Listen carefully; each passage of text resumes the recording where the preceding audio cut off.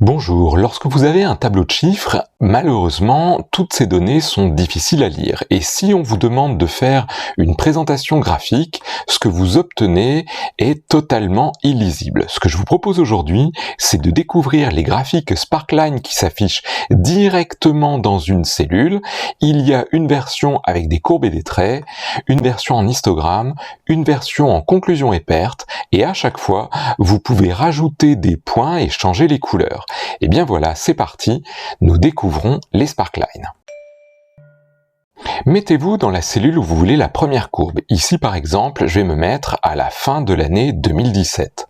Rendez-vous dans Insertion et après tous les graphiques, vous allez trouver un groupe des Sparkline. Ici, vous avez plusieurs choses. Les max s'appellent traits et non pas courbes. Je vais cliquer ici. Vous avez une petite fenêtre qui s'ouvre qui vous dit dans cette cellule, quelles sont les données que tu veux voir apparaître? Eh bien écoutez, c'est très simple, je vais prendre de janvier jusqu'à ici le dernier chiffre c'est septembre. Bien sûr, je ne vais pas prendre le total, sinon ma courbe va être écrasée, toutes ces données seront très petites par rapport au total, je m'arrête donc ici. Je clique sur OK et j'ai une petite courbe.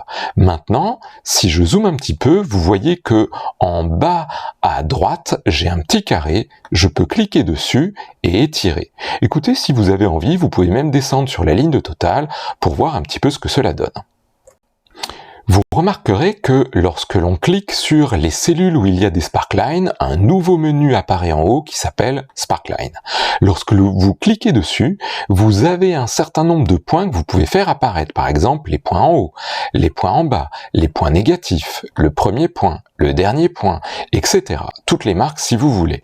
Vous pouvez également déplier ici les types et choisir peut-être d'autres couleurs. Je vous avoue que pour moi, ici, on est carrément dans une guirlande de Noël et je ne trouve pas ça très lisible, mais enfin, vous pouvez vous amuser. Si vous voulez tester un autre type de graphique, cliquez tout simplement dans une autre cellule et on recommence. Je vais dans Insertion et ici par exemple je peux tester l'histogramme. À nouveau, je vais devoir sélectionner toutes les données que je veux faire apparaître dans cette cellule.